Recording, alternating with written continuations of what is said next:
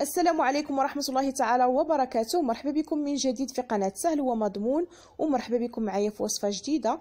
اليوم إن شاء الله غادي نشارك معكم طريقة تعليب اللوبيا الخضراء والذرة والجلبانة بدون مواد حافظة، وبطريقة سهلة جدا ومضمونة إن شاء الله.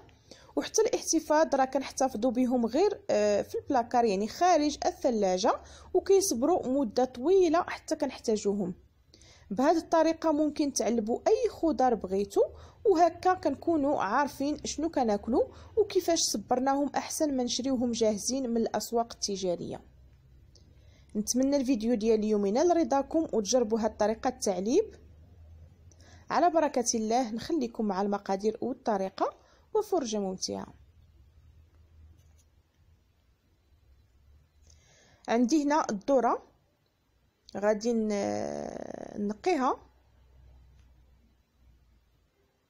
ضروري الذره تكون طريه باش كطيب لينا بسرعه وكطيب لينا مزيان.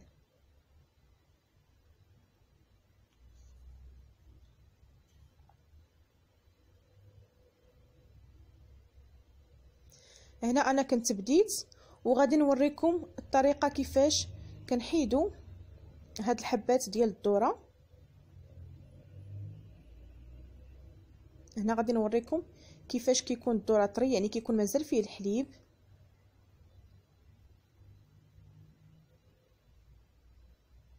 كناخدو سكين كيكون حاد وكنبداو نزولو به حبات الذره بهاد الطريقه. كنزولو 2 صفوفه او 3 باش كيسهل لينا من بعد اننا نزولو الذره ديالنا بسرعه.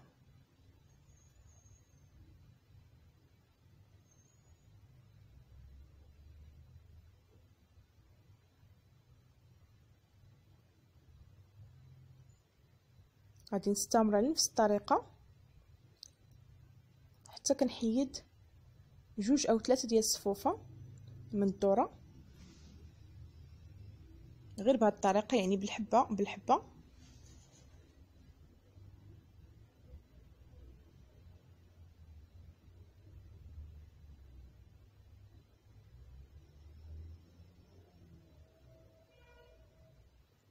كيف ما كتشوفوا هنا كيجيني ساهل باش انني نوضع السكين ملي كنحيد هذوك 2 صفوفه او 3. والسكين من الاحسن اننا نستعملوا هذا ديال المنشار.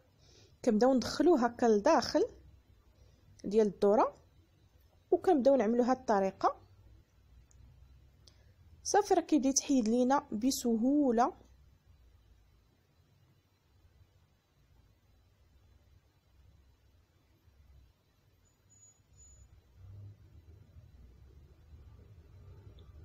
كيف ما كتشوفوا كيتحيد كله.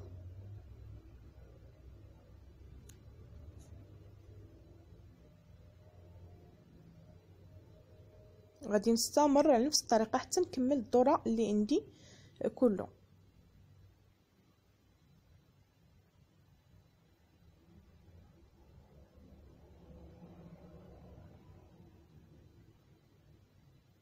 كنغسلوه مزيان وكنحاولوا اننا نحيدوا منه القشور اللي كيطلعوا الفوق.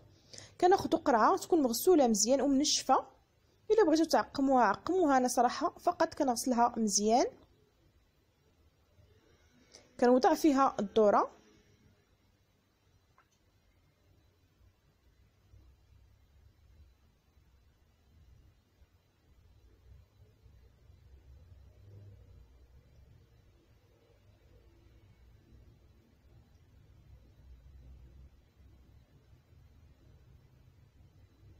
وكنضيف ليها الملح حسب الذوق، وكنضيف عليها الماء العادي من الصنبور، يعني بارد عادي،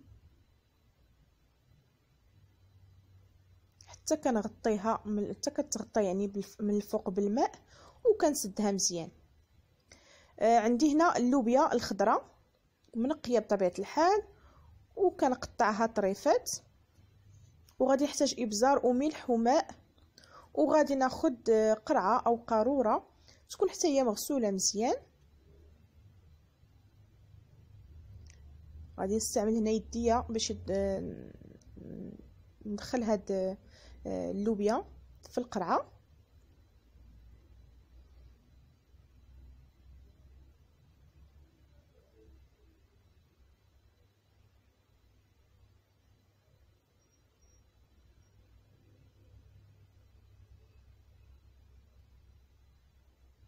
انا استعملت يعني عملت معكم غير كميه قليله، نتوما كيبقى لكم الاختيار تعملوا الكميه اللي بغيتو.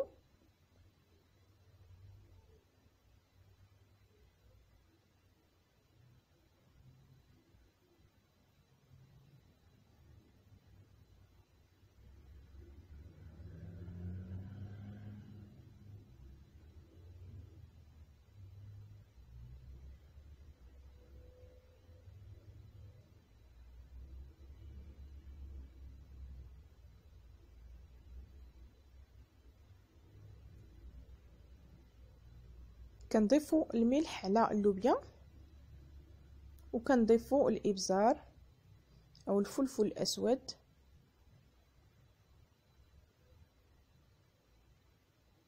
والماء. دائما الماء عادي من الصنبور حتى كنغطيو اللوبيا مزيان بالماء.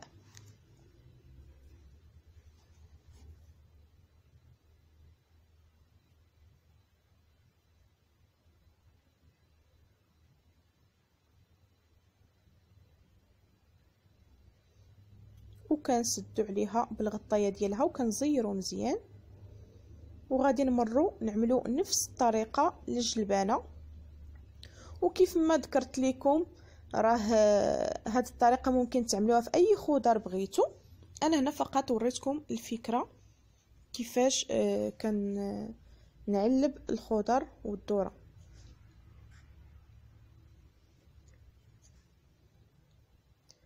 هكا كنلقاوهم يعني جاهزين ملي كنحتاجوهم في وصفات، اما وصفات سريعه او بيتزا او مرق او سلطات، يعني عندهم استعمالات كثيره. ملي كنحتاجوهم كنلقاوهم واجدين.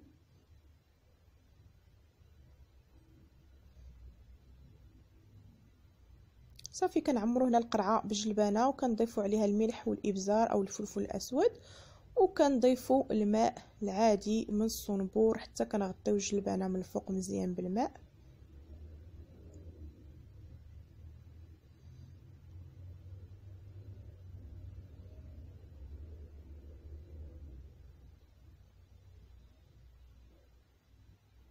وكنسدو مزيان بالغطايه، كنزيرو مزيان. كناخدو طنجره الضغط او كوكوط، كنوضعو فيها الماء وكنوضعو فيها القراعي ديالنا.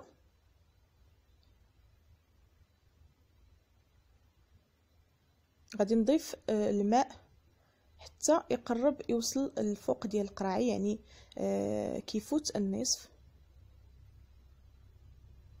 كنوضعوا الغطايه وكنوضعوا الصفاره، كنسدوا عليها وكنوضعوها فوق النار حتى كتصفر، يعني كتكون النار عاليه حتى كتصفر لينا الصفاره. عاد كنقصوا كنخليوها ما بين 30 حتى ل 40 دقيقه. هنا من بعد ما طابوا كيف ما كتشوفوا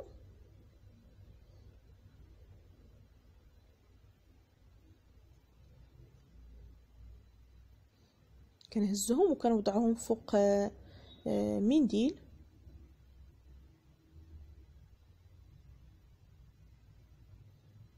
هذه هي الجلبانه.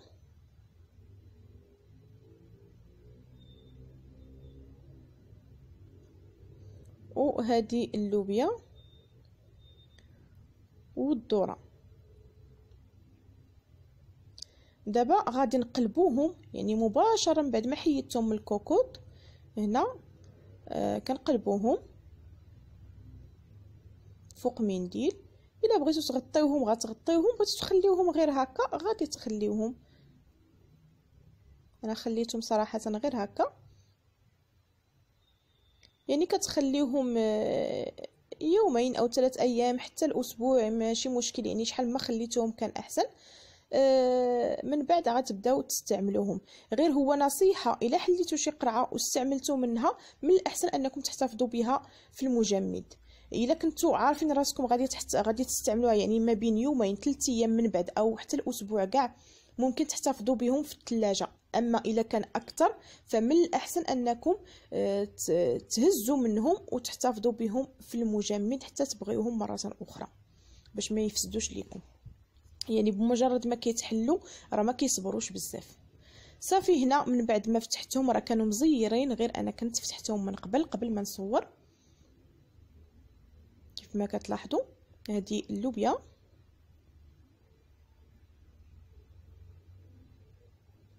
ومن الاحسن كاع انكم تستعملوا قريعات صغار باش ملي تفتحوا شي قريعه يعني تستهلكوها كامله.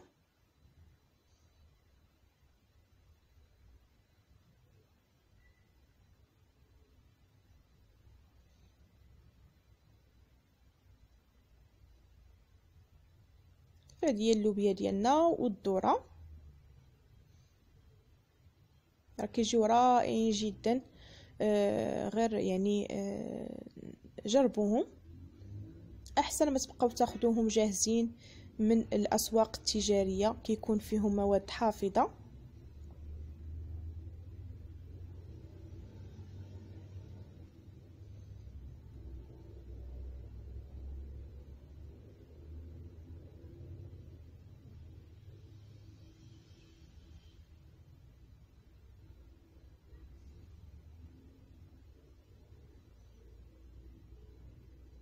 كيف ما كتلاحظوا هذه هي اللوبيا ديالنا.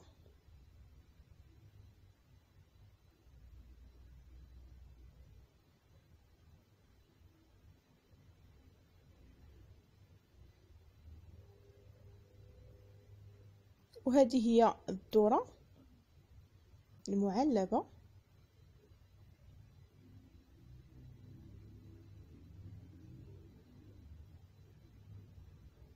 راه كيجيو تماما بحال اللي كنشريو في المحلات التجاريه، وطريقتهم سهله كيف ما شفتوا. يعني من الاحسن اننا نحضروهم في البيت. نتمنى الفيديو ديال اليوم يكون نال رضاكم وتجربوا هذه الطريقه ديال التعليب. الى عجبتكم الوصفه ديال اليوم او الفيديو ديال اليوم اعملوا لايك واشتركوا في القناه اللي كان مازال ما اشتركش، فعلوا الجرس باش توصلوا دائما بجديد الوصفات، بارطاجيو الوصفه مع الاهل والاحباب، والى فيديو قادم ان شاء الله. السلام عليكم ورحمه الله تعالى وبركاته.